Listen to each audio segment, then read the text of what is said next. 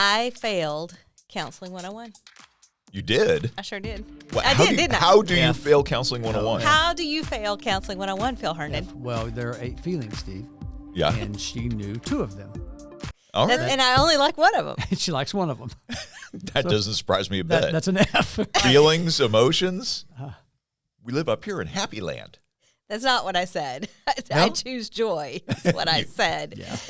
When you look at anger, fear, I'm gonna read my cheat sheet. Anger, fear, sad, hurt, lonely, guilt, shame, and glad. I look at those 8 and I say, there's one of them I like on there, Phil Herndon, and it's glad. And what did you say to me? Do you remember what you I said? think I did. Dawn, they're all good.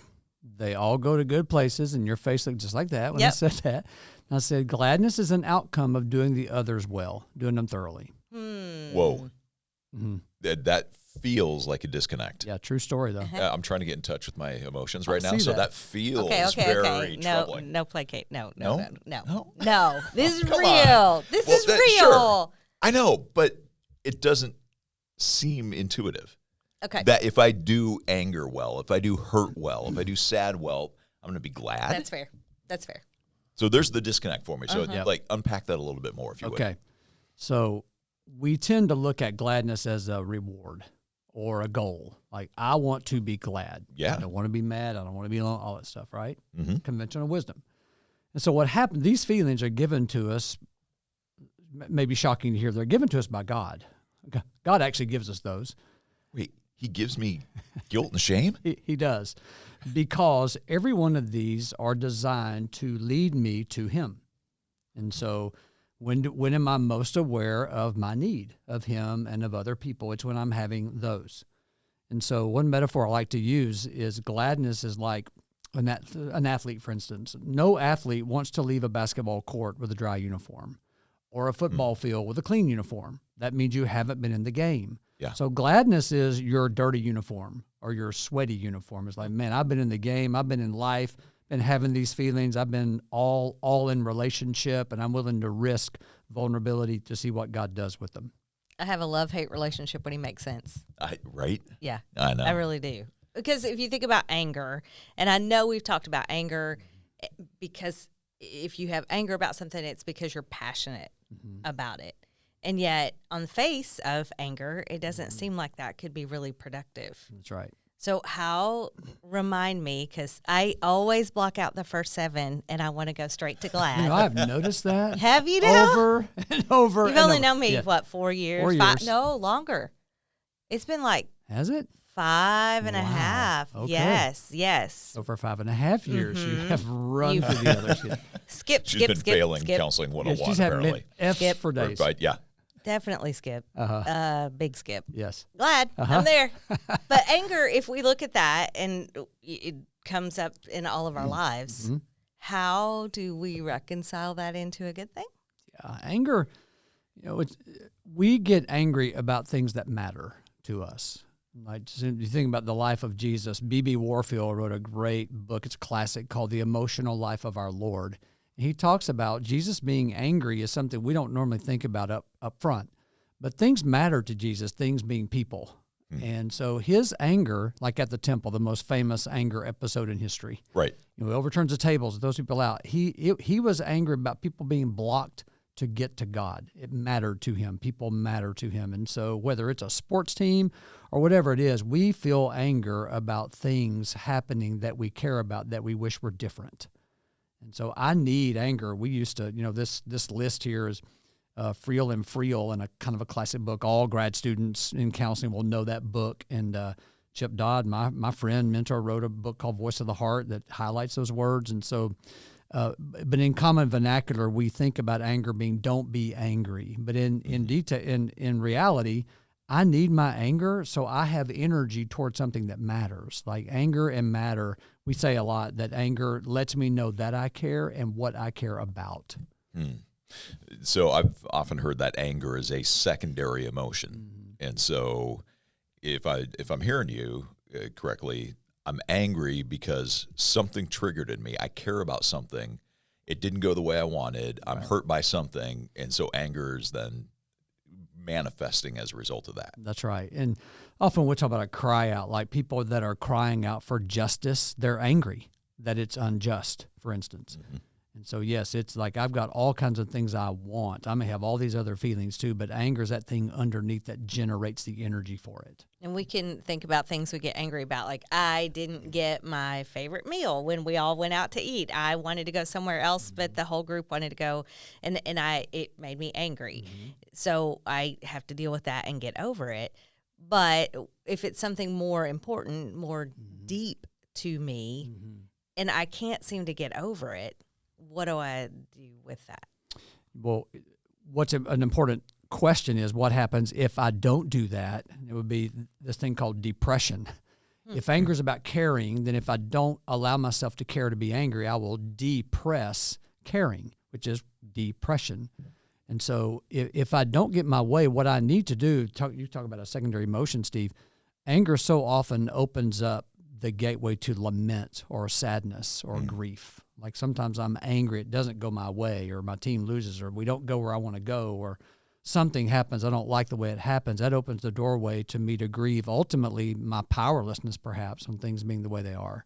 But that anger says, I want it to be different, and it doesn't mean it will be different.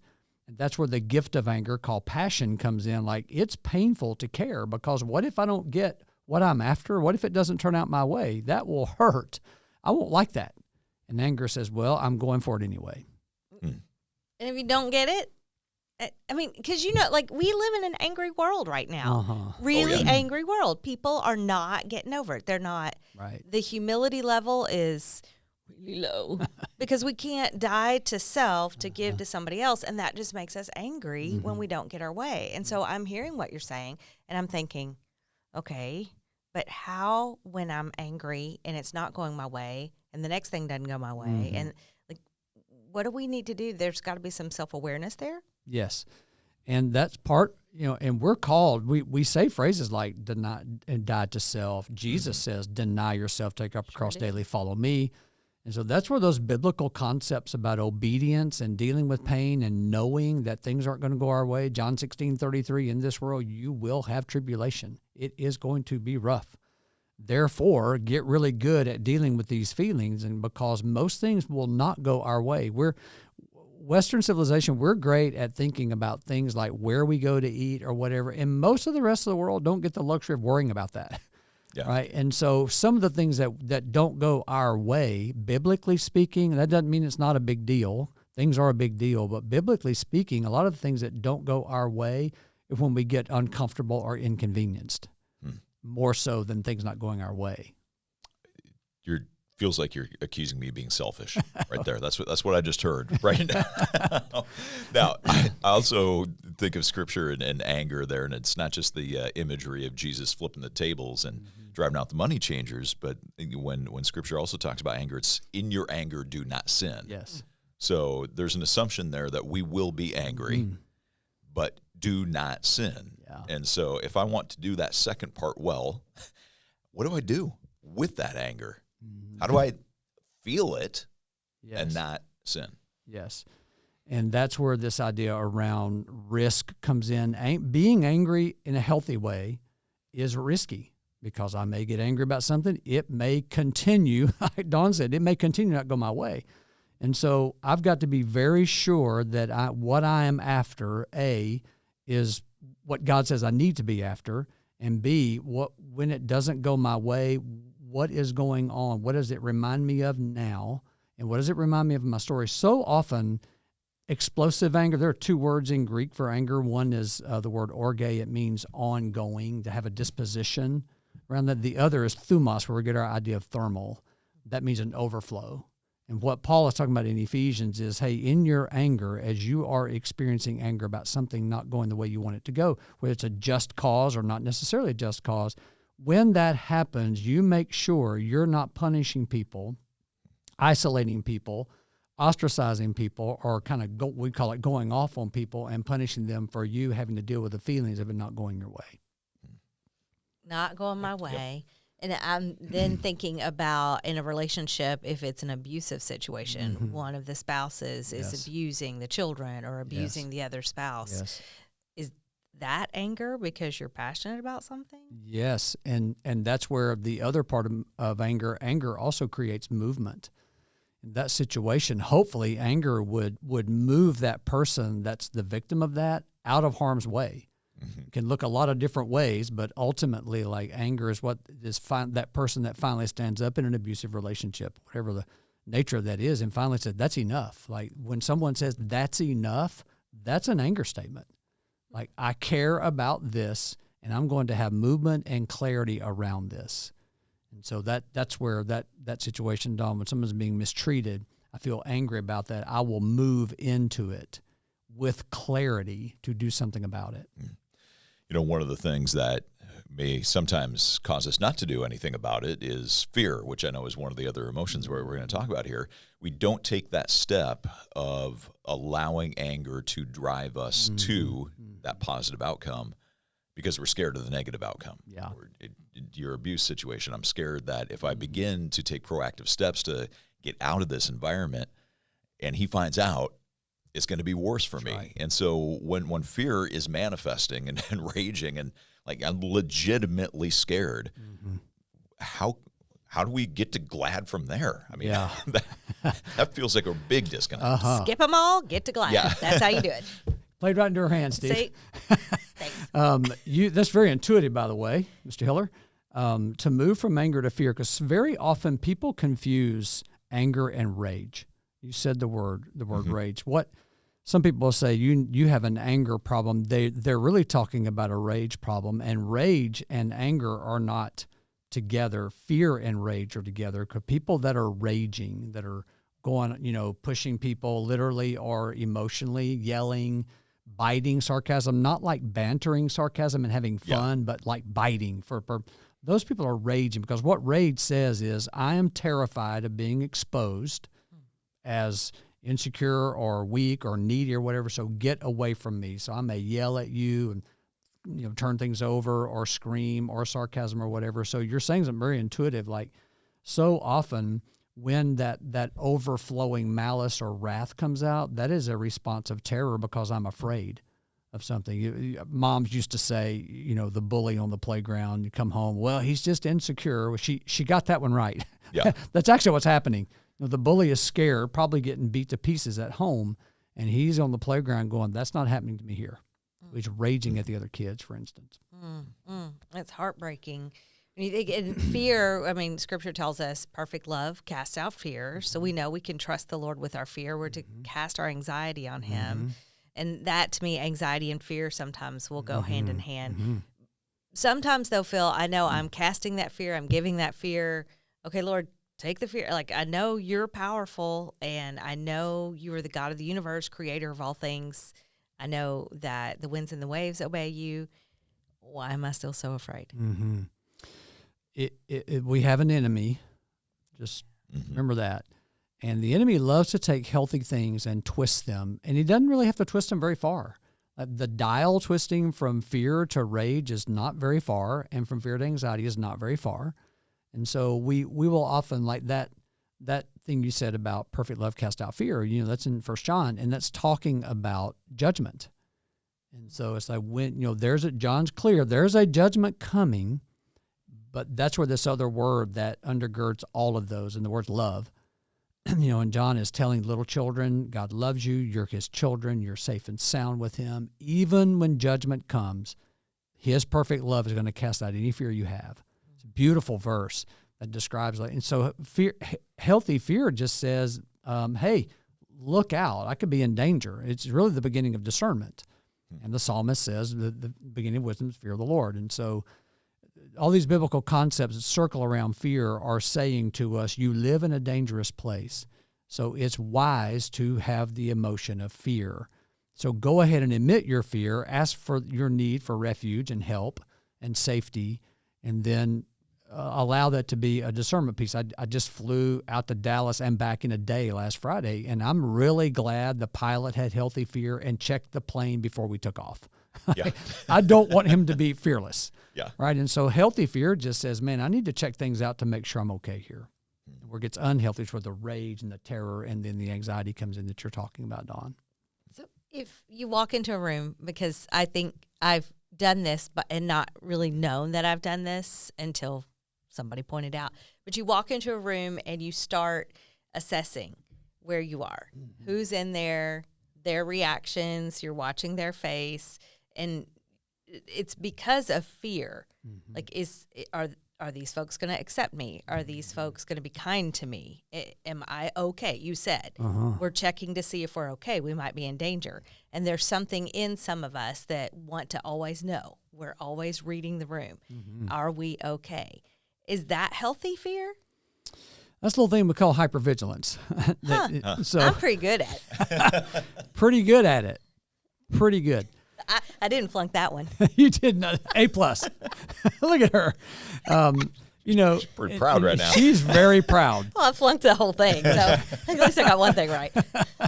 So hypervigilance, and what you're describing, there are these nebulous lines. We never know where's the line between paying attention to a room, which is wise. Walk into a room like you need to pay attention, but at some point that becomes hypervigilance, where there's this part of the brain called the amygdala, and its job is to look for danger.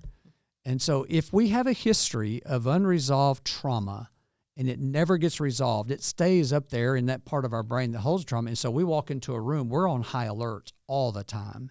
And so that's not necessarily healthy to be constantly in hypervigilance. But yeah, to walk into a room and go, let me get the feel, let me warm up a little bit, that's really healthy. And so that's what's frustrating. My first professor in my first class in grad school, he said, if you're here on this campus in this graduate program and you require objective data and knowing exactly the lines between things, you probably need to just go home right now because that world is over for you. So this is so frustratingly subjective to know, like, yes, it's normal to walk into a room and go, who's here? Oh, there's Dawn, there's Steve. Oh, good. Whew, I feel better. Or to not see anybody I recognize and to be afraid around that because God has put that in our hearts to say, hey, you know what? You live in a dangerous place. That doesn't mean everyone is dangerous. It means that some people are. So be on the lookout. And so there's a line there that we don't know where it is between healthy fear and then that hypervigilance where I'm always on alert. And it's very, very draining. You don't say. I heard. Really? That one's surprising. A little surprising right there. Well, when I look down the list, we've already kind of touched on this just a little bit here. Some of the emotions you were talking about, anger, and it's because we care about something, and if that is not handled well, very often that can take us down into depression. And sometimes I equate depression and sadness. Yeah, but there probably are clinical differences between those two things. So, first of all, what's the difference? And how would you describe or define sadness? Yeah, they are very close, though, Steve. The answer to the question is origin, because a lot of people say that. And when I'm in depression, of course I feel sad. So I will tell people, yes, we feel sad almost always when we're depressed because we're made to want, we're made to desire. Back up to anger just for a second. Words that are connected with anger: desire, yearning, wanting, reaching. Those are words of anger. And so when I am depressing that, I have a lament, a sadness in me that says, I know I'm made for something, I just can't do it. It's so depressed. I'm in this bed, literally or figuratively, I can't.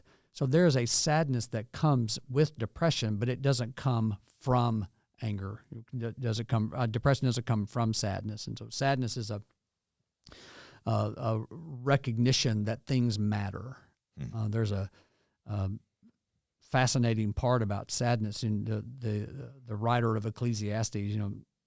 We know it's Solomon, but he won't admit it. The preacher. Yeah. I was a king. I'm super wise. I wrote some Proverbs, but I'm not going to tell you my name. Yep. So the writer of Proverbs, whoever that would be, he said, God has placed eternity in the heart of mankind. And then he says, oh, and by the way, since he's done that, you're going to be confused and frustrated because you're still not going to know all the depths of what that means. And so here's part of that is, here's what we know. Every single human relationship on earth, we are very good friends. And there's a day coming when that's going to end in some way. Ultimately, death is going to end this. And so we know that intuitively. Part of eternity is it ends. Therefore, if I'm unwilling to grieve loss, I will not attach deeply, right? Because sadness and attachment go hand in hand. And so when we grieve deeply around a loss, we grieve nouns, people, places, and things. Right? We things like dreams, visions, places like hometown or whatever, and of course people. And so sadness says, I recognize that this person, this place, this thing is very valuable to me, and I've lost it. And so I have this feeling called sadness. It puts me in a condition of grief, the expression of which is lament, like the psalmist did over different places. That's part of the necessity of a funeral ritual of some kind. Like we need to gather as a community. I need to gather me with me and me with God, me with others to publicly lament the loss of something of value. So the deeper I grieve, the deeper the sadness, the deeper the attachment, and vice versa. And if you don't grieve, if your sadness is ignored, then does depression come from that as well? There's a thing, it's actually my favorite, self-pity is where what happens in sadness. I love to pout. You're good at that one? Oh, so good. Man, good old pouting. And hypervigilant here. Pouty powder, face over there. Pouty. And when people don't notice, it's so frustrating. Right. I gotta pout louder. Uh-huh. You may notice I'm not in the room, and I've been married almost 36 years, and she was like, "Oh, really? Oh, didn't know." When'd you get here? Yeah. What's your name?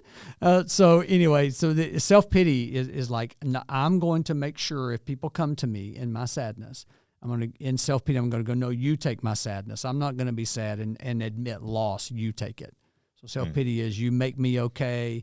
And if I'm in self-pity long enough and it's unaddressed, it'll move into demand. Like I demand that life be a certain way. We'll often say to people, it's very familiar or very common in like divorce situations, which is completely understandable. When that's happened when people have been divorced, they will say, I'm just not going to ever be in a relationship again. Some of those situations, people don't realize they have begun to demand that life be a certain way, and they don't get a guarantee that they'll never lose again. They're not going to go back in. That's not everyone, of course, but we'll say to people, gosh, they just can't get over it. And the problem is not they've been sad too long. The problem is they've denied their sadness for too long. They've not given lament, and they get stuck in demand and don't know what to call that. Yeah. So that sadness is so important in the territory of attachment to know that something matters.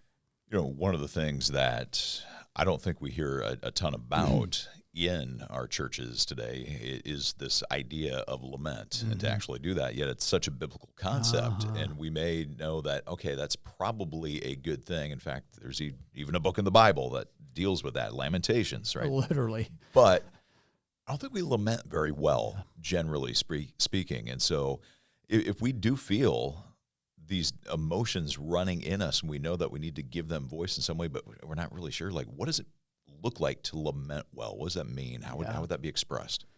You know, there are so many ways, Steve, for that. Some will be very expressive and in a communal manner, like at a funeral or a visitation or a meal afterward, for instance. Other people, extremely contemplative, they're reflective, they write in a journal.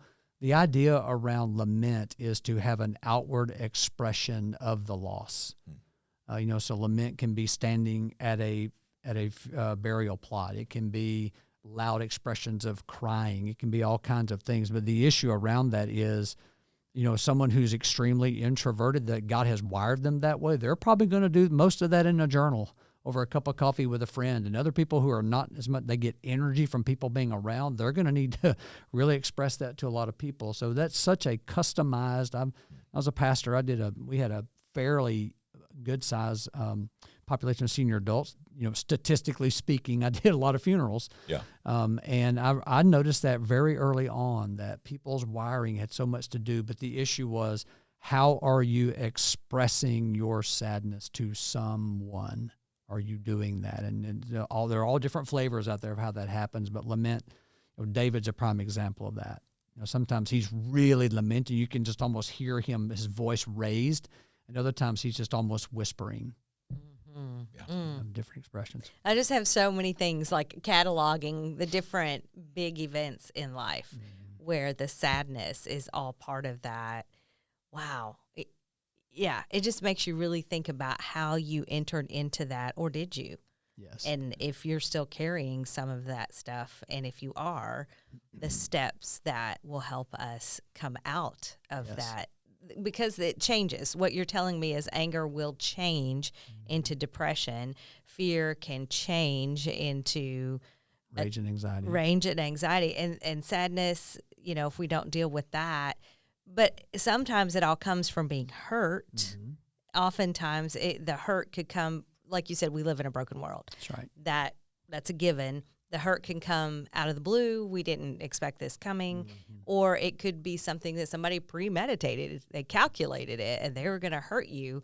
We don't really talk a lot about hurt, I don't think, in a healthy way. Right. We can give it some language. But the other thing I don't think we do well, Phil, is hear someone when they say, "You hurt me." Yes. We want to dismiss it. Mm-hmm. We want to get away from it, Or defend it. or defend it. Yeah. Yeah, both and, right? Mm-hmm. Depending on the situation, because oftentimes if I say to somebody, "I'm hurt over that," Mm-hmm. I get this, "Oh, well, get over it." Yeah. Like, just dismissed. You're totally dismissed. Uh-huh. That didn't help. Right. I mean, I would have gotten over it if Uh-huh. we'd been able to handle this a little bit better than that. Mm-hmm. So hurt, it's kind of this thing out there that we're ignoring It feels squishy. and not doing well. How do Oh, I is that define why? hurt? Well, for me, like, hurt could be. feels so big and broad, and Uh-huh. like, what is hurt? Like, Mhm. yeah, that hurt. Well, yeah, If that hurt. if I mash your thumb, Yeah, Mhm. but like, I can experience fear because it hurt. Like you said, I experience anger because it hurt. Yeah. All these things because it hurt. But like, when you work with somebody and they say, "I'm hurt," you have to like start digging to define what that means and what that was. yes. I usually just say, well, so? Get over it. Yeah. What, See Move what I on. mean? Let's go. that wouldn't hurt me at all. No, I was laughing because you're literally talking about how to find hurt. Here's something very crazy. Think about the euphemisms we use in English to describe emotional hurt. Slap in the face, punch in the gut, stab in the back, right? All these broke my heart. Like all these, and it's like, man, if that happened for real, that would literally hurt. So I won't go into the details for a time, but they did research on this, and what they found in their research was, it's over 5,000 subjects, by the way. They found that the part of the brain that registers physical hurt is the exact same spot that the brain registers emotional hurt. And so a guy wrote one time, "We are fearfully and wonderfully made." And part of that is our language has been telling us forever what feeling we're feeling. Like if I go, "Man, golly, Steve, that was a slap in the face," I promise you I feel hurt.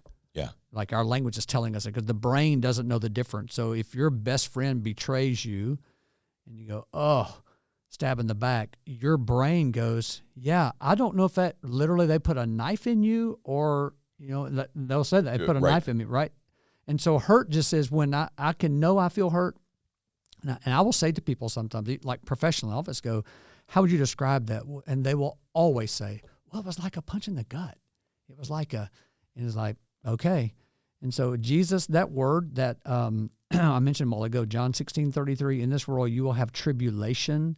That's where we get our word hurt. It literally means pressure from an external source, a squeezing is what that means. So Jesus is like you go to the doctor and they take your blood pressure, and the first 2 or 3 pumps is like, "Oh, it's not too bad." By the time she gets done, it's like, man, you come out, it's going to explode. It hurts. Yeah. And Jesus is saying, in this world, you're going to hurt, because relationships, we rub on each other and we rub against each other, and we, human beings and all how we're made, and we're going to hurt one another. And feedback hurts. Like my closest guys that walk in the world, they hurt me all the time, and I need it. I need to feel they may give me feedback about, okay, that was not the smartest thing you've ever done. Maybe the dumbest, but that's not the smartest. I'll feel hurt by that. So hurt and harm are two very different things. So I need sometimes to feel hurt. What is it called? The proverb says, "Rebuke from a friend." is better than a kiss from an enemy. So I can't even recite that now. But so Jesus says you're going to hurt. And when you hurt, stay present with me in your hurt. To John 16:33. And right after that verse, that's the last verse of chapter 16. Chapter 17, the whole chapter is Jesus praying that these guys would stay together. Yeah.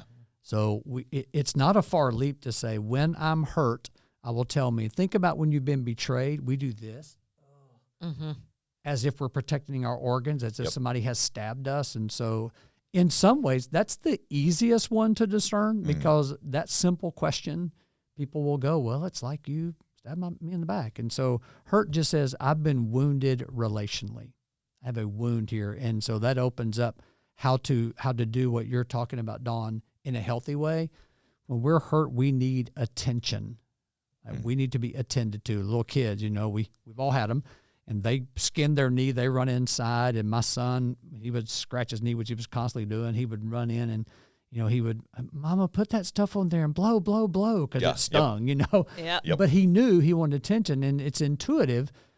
He wanted the medicine knowing it would hurt, but he wanted that change, that he knew he would get attention along with the hurt, and that's what he actually wanted for his physical body. It's also what we want emotionally. Like, I'm hurting. Will you attend to my hurt? Even if you say to me, I know you feel hurt, and that is legitimate, and now let's talk about what the hurt was about. I go to Dawn and go, man, Steve gave me some feedback, and gosh, it hurt. The feedback may have been dead on. I may have needed to hear it. And so Dawn can say to me, let me attend to your heart, how you're hurting, and then let's talk about what you're hurting about. And so sometimes it's way simpler than we think to tease that out if we can distinguish between those two things. All right. So speaking of distinguishing two things, you distinguished a moment ago between hurt and harm. What's the difference between that? Well, harm is something that is designed to push me away, to push someone away where I can be on top. I'll tell you, it's one of the most loving things my wife has ever said to me, and one of the most hurtful. We had the gender reveal sonogram almost 30 years ago. And of course it was a boy, and I was, ecstatic. And so we're driving home from the sonogram, and she's a quiet person anyway, but she was so quiet, it was very loud in the car. It was that kind of quiet. And so I said, what's wrong? Like, the blood flow was great. The heartbeat was great. It's a boy. Like, what's wrong? And, typically nothing. Like, no, that is the loudest nothing I have ever heard. Like this.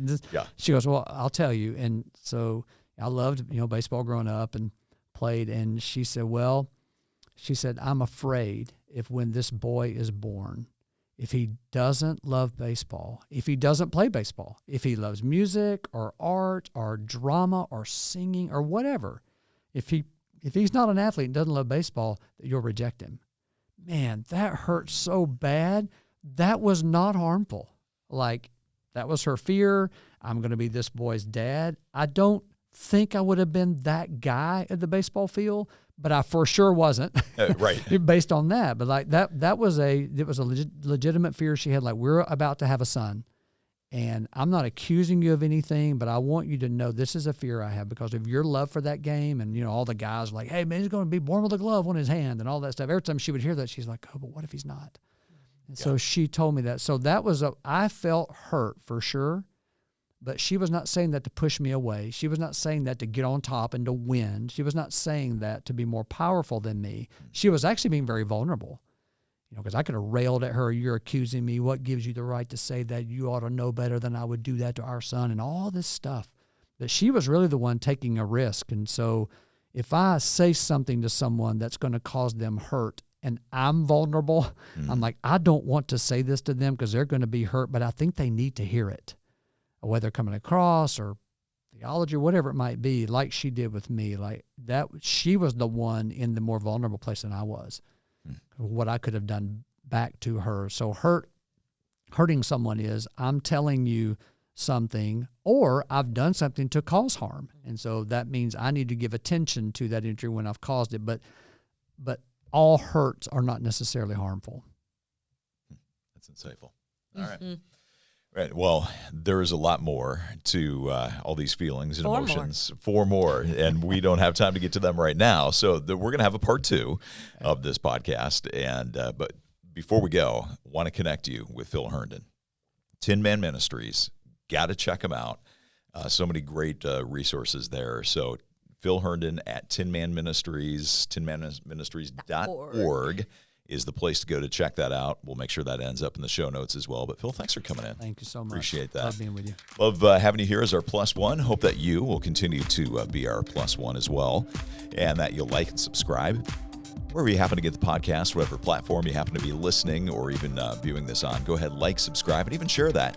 We'd appreciate that, and we'll talk to you next time.